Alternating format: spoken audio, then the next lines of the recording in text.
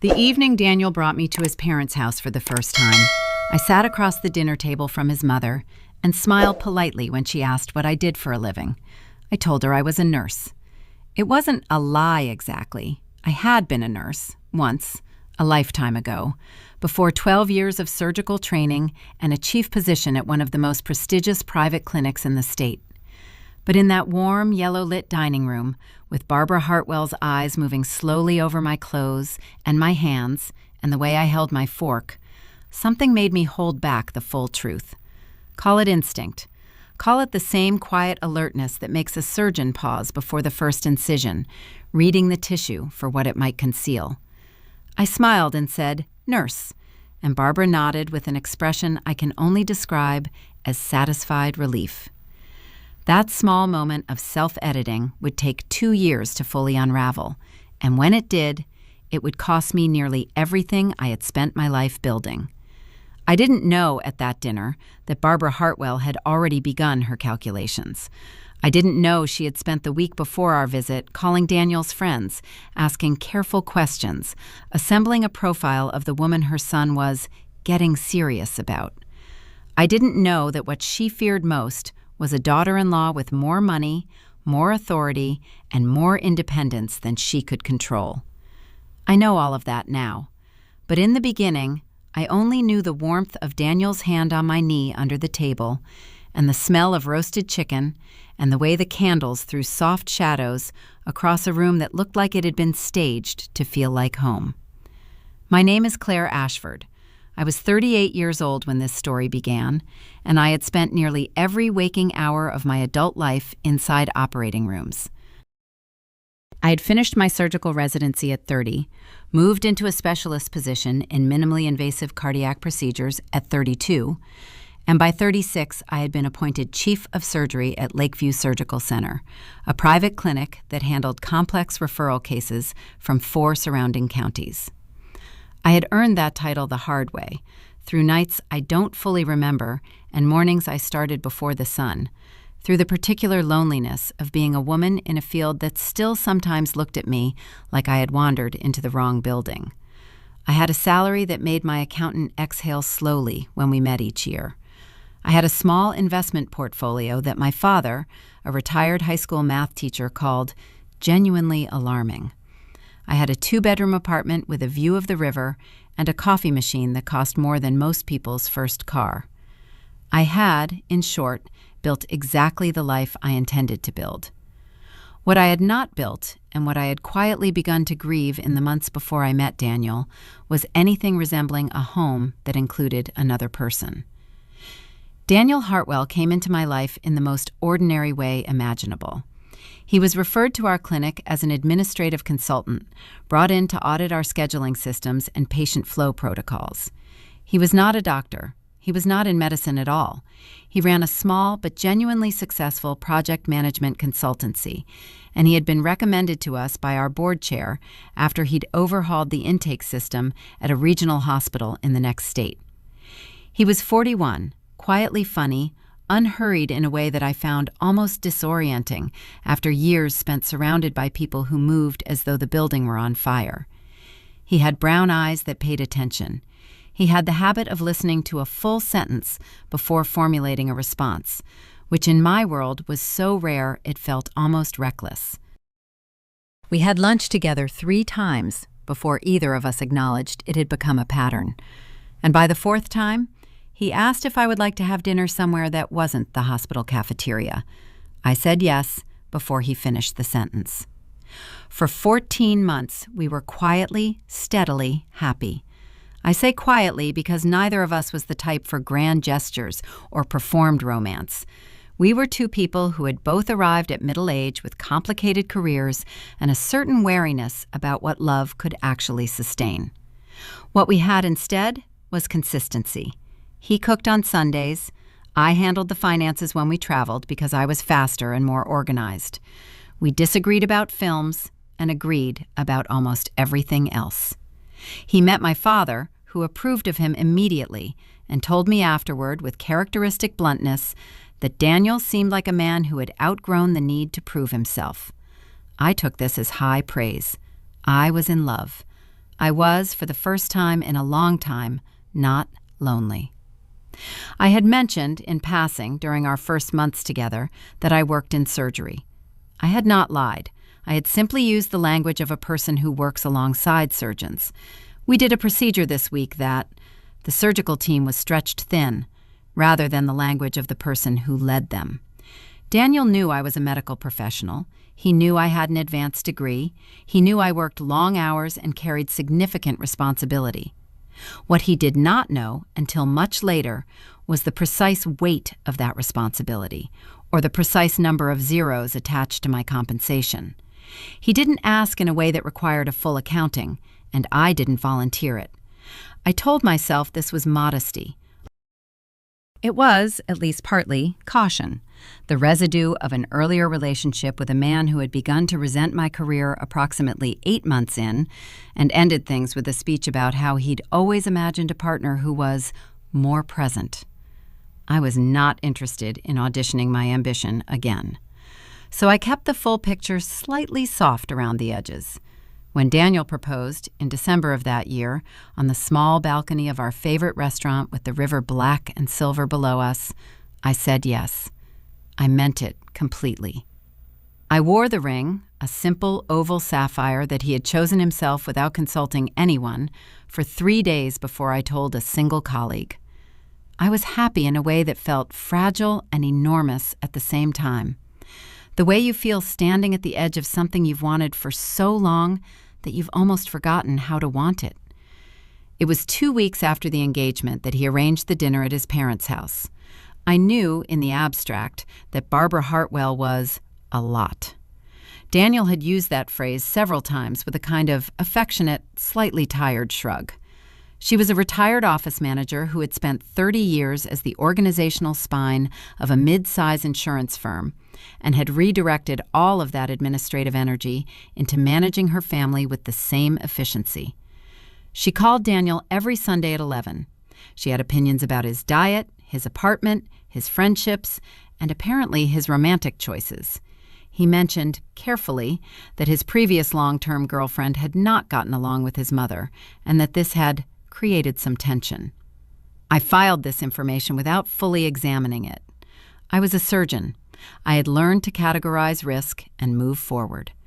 The house was in the suburbs, 40 minutes from the city, a large colonial with a manicured front lawn and window boxes that were empty in December, but had clearly been full of seasonal color in warmer months. Barbara met us at the door in a cashmere sweater and pearl earrings, and the first thing she said, after embracing Daniel, was that I was much smaller than she'd imagined. She said it with a laugh, as though it were a compliment, and I smiled and thanked her for having us and handed her the wine we'd brought. His father, Gerald, was a quieter man, a retired engineer who had developed a passion for woodworking and retreated to it with a dedication that suggested it was his primary defense strategy. He shook my hand firmly and said it was good to meet me, and then effectively disappeared into the middle distance for the rest of the evening, surfacing only to pass dishes and occasionally agree with whatever Barbara had just said. Dinner itself was pleasant on the surface and slightly exhausting underneath, in the way that all performances of warmth can be. Barbara had made pot roast and 3 side dishes and a cake from scratch, and she mentioned each of these facts at least twice. She asked about Daniel's recent projects with detailed follow-up questions. She asked about my family with the speed of someone running through a checklist. When she reached my career, she asked what I did, and some combination of her expression and the careful way she was already cataloging me, made me give the abbreviated answer. I work in surgery, I said, as a nurse, mostly on the procedural side. The mostly was doing a lot of work in that sentence, and I knew it, but it was out before I could recalibrate. Barbara's expression shifted in a way I couldn't fully read at the time, a kind of quiet settling, as though something had been placed into the correct category. "Oh, how wonderful," she said. "Such important work. Daniel's aunt was a nurse. It's a beautiful profession." Gerald nodded. Daniel, who knew I worked in surgery but not the full scope of it, squeezed my hand and said nothing. And just like that, I had become, in Barbara Hartwell's accounting system, a nurse. The months that followed the engagement were punctuated by Barbara in ways I was still learning to map. She called Daniel more frequently than before, sometimes twice on Sundays, sometimes midweek, always with logistical justifications that seemed genuine on the surface. She began including me in family group texts with a warmth that felt immediate and slightly aggressive, as though affection could be administered in doses large enough to constitute control. She sent recipes. She sent articles about wedding venues she thought we might like, always in the suburbs, always large, always in price ranges that I privately noted were significantly below what I could comfortably afford. She referred to me as Danny's Claire in texts to other family members, which I saw when she accidentally included me in a thread intended for his aunt. I found this more odd than offensive at the time. I told myself she was enthusiastic. I told myself this was what close families looked like, and that I should appreciate it because I had not grown up in one. The first real tremor came 4 months after the engagement, on a Tuesday evening in April, when I came home from a 14-hour shift to find Daniel at the kitchen table with his laptop open and an expression on his face that I had not seen before. It was a particular kind of stillness, not the calm kind, but the kind that forms over agitation, the way ice forms over moving water. He closed the laptop when I came in. Not quickly, not guiltily, just closed it. I registered this, set down my bag, and asked if everything was okay. He said yes, he was just tired. There had been a complicated call with a client. I poured myself a glass of water and watched him across the kitchen, and believed him almost completely, which is its own kind of warning sign. There was a coffee mug on the table that was still half full and stone cold, which meant he had been sitting there for a long time before I arrived. I did not push. This was my habit, shaped by years of working in high-pressure environments where emotional restraint was both professional necessity and survival skill. I did not ask again. I made something simple for dinner. We watched an episode of something neither of us fully paid attention to, and he went to bed early, saying he had an early call. I sat on the couch after he was gone and turned the evening over in my hands like an object I couldn't quite identify. I put it down. I picked it up twice more before I slept. 3 days later, Barbara called me directly for the first time. Not Daniel, me. She had my number from the group thread, and she used it on a Thursday morning when she knew, because Daniel must have told her, that I had a late start. Her voice on the phone was warm and brisk, like the front desk of a hotel that considers itself friendly.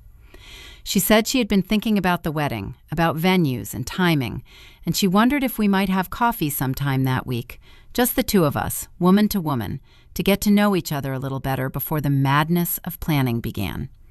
I said yes, because what else do you say? And we arranged to meet at a cafe near her neighborhood on Saturday morning. She was already there when I arrived, seated at a corner table with a pot of tea and a pastry she hadn't touched. She was dressed with the same careful attention as at dinner, everything pressed, everything matching, nothing accidental. She stood to embrace me when I came in and held the hug 1 beat longer than felt natural. We sat down and she asked about my week, and I answered, and she asked about the clinic, and I said it had been busy, and she nodded and said nursing must be so demanding. All those hours, she didn't know how I managed it. I said it was a lot, but I loved the work. She said that was wonderful. And then she said, almost without pause, that she had been thinking, and she hoped I wouldn't mind her raising this, that with a wedding to plan and a family eventually to think about, had I ever considered moving to a less intensive nursing role, something with more regular hours, something that would allow me to be more present. She said present with a particular softness, as though it were a kindness. I held my coffee cup and looked at her and said I hadn't considered it, that I was very committed to my current position. She nodded slowly, the way people nod when they are not agreeing but recording. That was the first conversation. I told Daniel about it that evening and watched his face carefully as I described what she had said. He sighed and ran a hand through his hair and said his mother had strong opinions about work-life balance and didn't always express them tactfully. He said he would talk to her. He said it in the tone of a man who would think about talking to her and then find a reason not to. I told myself this was manageable. I told myself this was normal family friction. I had operated on hearts. I could navigate a difficult mother-in-law. What I could not have anticipated was how far Barbara's planning had already extended, because what I thought was an opinionated future mother-in-law managing her expectations was, in fact, a woman who had already begun building the architecture of something much more calculated. I would not understand this for another 4 months, not until the evening I found the folder. The folder was not hidden. That, in retrospect, was the most chilling thing about it. Barbara had not bothered to hide it, because she had not expected me to be home. It was a Wednesday evening in late August, 3 months before our wedding date, and I had returned early from a conference that had wrapped at noon rather than evening. I drove home without telling Daniel, thinking I would surprise him, thinking we could have a rare, quiet evening together. The apartment was empty. I changed, made tea, and moved through the kitchen with the loose intention of sorting the accumulated mail. Daniel's jacket had been draped over a dining chair, and when I passed it, it slipped, and a folder slid out from underneath and fell open on the floor. I bent to pick it up without particular curiosity, and then I stopped. I stopped because the first page lying face up on our kitchen tile had my name on it. Not handwritten, printed in a clean sans serif font in the header of a formal document. Claire Ashford, Lakeview Surgical Center, Chief of Surgery, Annual Compensation Package. My fingers went still around the edges of the folder. The tea was still in my hand. I set it down on the floor beside me. I remember this detail with strange precision, the small click of the mug against the tile. And I picked up the paper with both hands and read it. My salary, broken into components: base, performance bonus, equity participation, benefit valuation. Numbers that should not have been on anyone's table but mine. Below the salary breakdown was a second document, dense with legal language, and at the top, in bold, prenuptial agreement, draft for review. I read the draft once, then again. Paragraph 7, subsection B, stipulated that in the event of divorce, any income earned in excess of the regional median household income would be subject to equitable redistribution, with a defined floor of 40% transferable to the other party or to designated family beneficiaries. Below the draft, paper-clipped, was a handwritten note on pale blue stationery I recognized instantly. Barbara used it for every card she had ever sent me. Danny, reviewed with Howard. Subsection B is the critical one. Make sure she signs before the ceremony. Once it's in place, we're protected regardless of what she earns. Call me Mom. The world did not spin. What actually happened was the opposite. Everything became extremely still and extremely clear, the way air sharpens before a major weather system arrives. My hands were not shaking. They would shake later. In that moment, I stood at my own kitchen table and felt something move through me that was not quite anger and not quite grief, but something older and colder than either. The specific sensation of a person who has been measured and found to be a resource rather than a human being. I photographed every page. I replaced the folder exactly where I had found it, slid it back beneath Daniel's jacket, adjusted the jacket to its original position. I picked up my tea from the floor, I sat down, and I waited. Daniel came home at 9:15. He kissed my cheek, asked how the conference had gone, opened the refrigerator in the way that men do when they have already eaten but want to appear to be considering it. I watched him. He said he was going to shower, and I said, very quietly, that I had seen the folder. His entire body stilled. The refrigerator still open beside him, cold air pooling around his knees, and he looked at me with the expression of a man who has discovered that the bridge he was counting on has been out for quite some time. "Claire," he said. Just my name and nothing after it, and the refrigerator began beeping, and he closed it, and he came to the table and sat down across from me. "Whose idea was it?" I said. He put his hands flat on the table and looked at them. "She mentioned it," he said. She said it was just protection, for both of us. She said people with income disparities should have something in writing. He said this in the tone of a man who has rehearsed it and knows it is not enough. She found out, he continued. I don't know exactly how. She has a friend in hospital administration. She found out what you actually do, what you earn. I waited. You knew, I said. He was silent for 3 full seconds. I had a sense, he said. I didn't ask because it was easier not to, I finished. He didn't disagree. He said he had intended to bring it up after the wedding planning settled. He had known for 2 weeks and said nothing. He had kissed me that morning and gone to work and said nothing. And every evening in between, he had come home and said nothing. And I sat across from him now and understood that his silence had not been weakness. It had been a choice, made repeatedly, in the direction of his mother and away from me. I called my attorney Patricia Voss the next morning before my first procedure, reading her the language from subsection B from my phone. She was quiet for a moment and then said, flatly, "That's not a prenuptial agreement, Claire. That's a revenue extraction mechanism." She told me to send the full document, to document everything, and to assume the folder was not the only document. She was right. It took her 4 days and a forensic financial consultant to find the rest.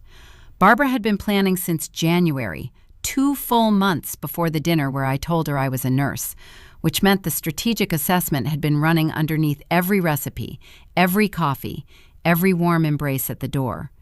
The correspondence between Barbara and the attorney Howard Graff referenced a clause in Daniel's grandfather's trust, set up in the 90s, which Barbara's attorney argued gave her fiduciary oversight of any significant financial assets Daniel married into during the trust's active period. The trust did not expire until Daniel turned 45. Daniel was 41. Patricia called me with this while I was sitting in my car in the clinic parking garage, still in my scrubs after a 7-hour procedure. The garage smelled of exhaust and concrete, and somewhere below me a car alarm cycled pointlessly through its sequence. I listened without interrupting, and when Patricia finished, I said, "So she wasn't trying to get a prenuptial agreement. She was trying to establish legal oversight of everything I earn for the next 4 years." Patricia said, "That's one interpretation of the strategy, yes." I said, "And Daniel has always known about the trust." Patricia said, "He's a named beneficiary. He's known the structure his entire adult life." I sat in the gray parking level and understood, with the specific clarity of someone reading a scan result that cannot be argued with, that the man I was going to marry had grown up inside a financial architecture designed by his mother and had never fully stepped outside of it, and had chosen, for months, not to tell me. I drove to my father's house that evening without warning. He was in the kitchen eating soup and reading, and he looked up when I came in and moved without a word to ladle out a second bowl. My father communicates primarily through logistics. He fed me and asked no questions until I was ready, and when I told him everything, he listened with his hands around his bowl, and when I finished, he said only, "What do you need?" Not, "What should you do?" Not, "What does this mean?" "What do you need?" I told him I needed a witness. He said he could do that. The confrontation with Barbara came 10 days later, arranged by Patricia, in a conference room with neutral walls and a glass pitcher of water and no art. Barbara arrived in the cashmere and pearls, with the prepared expression of a woman who expects to be managing the tone of the room. She revised this expectation in approximately 4 seconds when she saw Patricia's face. I had asked to speak first. I laid the documents on the table, the prenuptial draft with subsection B highlighted, the photograph of the handwritten note, the trust correspondence, and I sat down and looked at Barbara and said, with the same voice I use in an operating room when stating a finding no one wants to hear, "I know all of it, Barbara. I know when it started, I know who Howard Graff is, and I know about the fiduciary argument. I want you to understand that I know so that we don't spend the next hour performing." The silence in that room was extraordinary. She looked at the documents. She looked at Daniel. He looked at the table. She looked at me. And then she did the only thing she had left. Her eyes filled, and she said, "I only ever wanted to protect my son." I said, "I know." I let the words sit. Then I said, "Patricia will explain what happens next." What happened next was clean and documented. 2 independent trust attorneys confirmed that Barbara's fiduciary interpretation had no legal standing and that pursuing it further could constitute financial harassment. Howard Graff's firm withdrew from the matter. Barbara signed an acknowledgement that she had no claim on or oversight authority over any financial arrangement related to my income or assets. It was not a criminal proceeding. What I wanted was not punishment. It was a line. The line was drawn. The document was signed. Barbara did not speak to me for 4 months. Daniel and I did not marry in November. What we did instead was work, slowly, in sessions with a therapist named Dr. Mehta, dismantling the version of ourselves built on incomplete information and building something more honest in its place. Daniel told me in one of those sessions that he had been afraid I would leave if he acknowledged the full extent of his mother's involvement, that my independence had always made him feel in some unexamined place like a man standing at the edge of something he might not be enough for. I told him I understood this, and I meant it. And I also told him that the cure for that feeling was not to quietly participate in strategies designed to make me smaller. He agreed. He said it quietly, with his hands on his knees, and I believed him. We married the following October. Small, late afternoon, 22 people, a restaurant with a view of the river. My father walked beside me.